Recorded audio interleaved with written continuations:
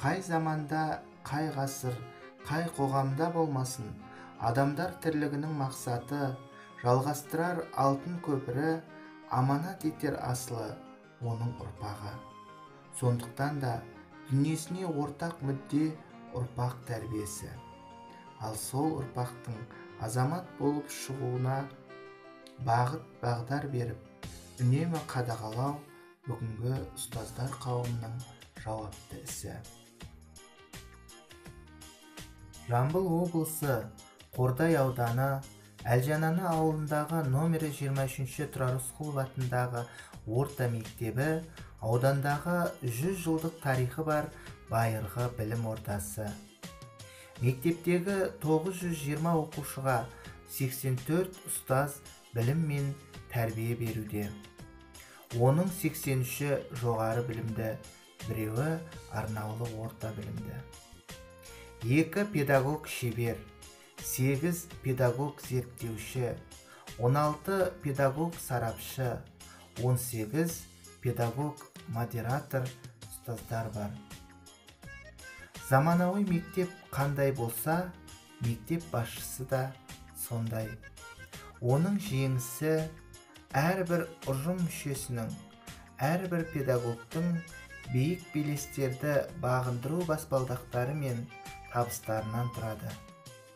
Басшы үшін адам баласына берген бақыттың бірі осы басшылық қызметтің ұжыммен бірлесе еңбек етуінде.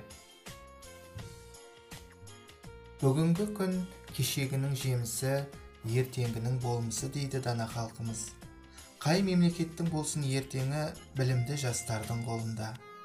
Алдыңғы толқын аға буынның орнын басар, ізін жалғастыратын кейінгі толқын жастар.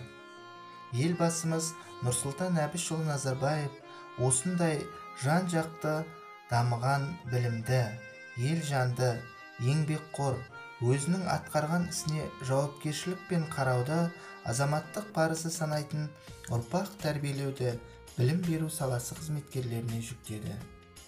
Бұл үшін мемлекет тарапынан барлық жағдайда жасалуда.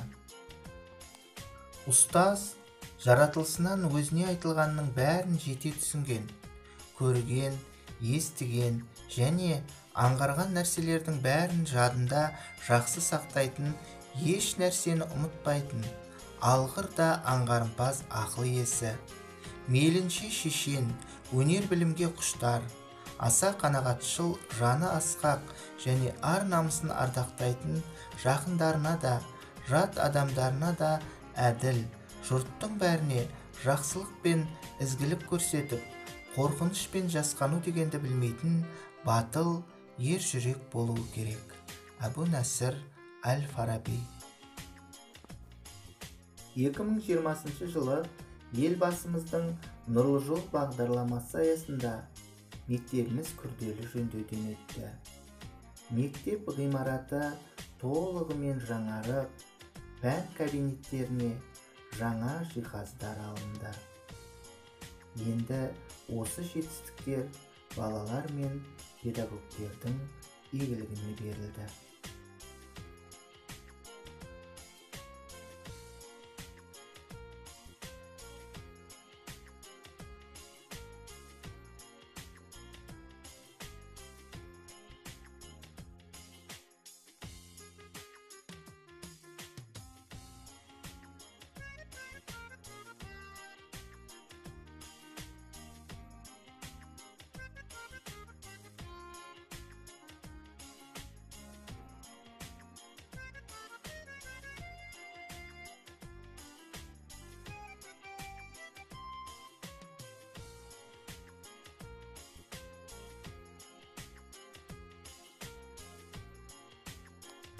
Қазіргі таңда оқытуда жаңа идеяларды әр сабақта жан-жақты қолданып, жаңаша оқытудың тиімді жолдарын тауып, жүйелі түрде қолдану заман талабы болып отыр.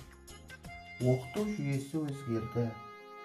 Шындығында мұғалімнің алдында оқушыларға білім мен тәрбие беруде үлкен жауапкершілік тұр.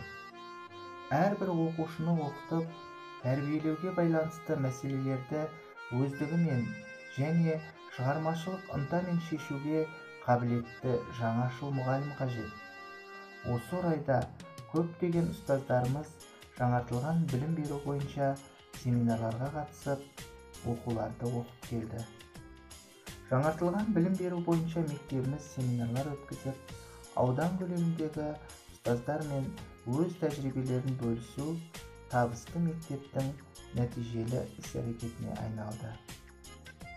Жас ұрпақ тәрбиесі адамзаттың мәңгілік тақырыбы. Бізге ой өрісі жоғары дамыған, зерделі, жан-жақты парасатты, дені сау ұрпақ керек екені бұлтартпас шындық. Бұлжымас ақиқат. Тәрбие мен оқу бір-бірінен бөлек алынып қаралмайтын үрдіс.